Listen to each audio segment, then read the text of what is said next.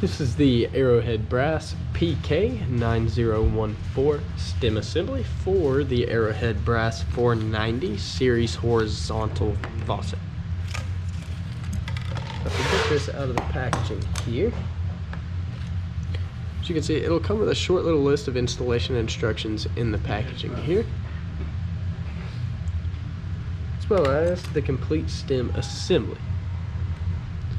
Now, when measuring these stems, you want to make sure that you're measuring from tip to tip. So from where the handle will attach to the stem to the screw there. So we'll go ahead and lay it out right here.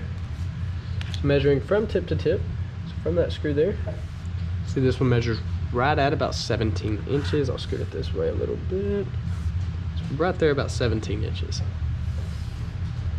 Yeah, once again, this is the Arrowhead Brass PK9014 stem assembly.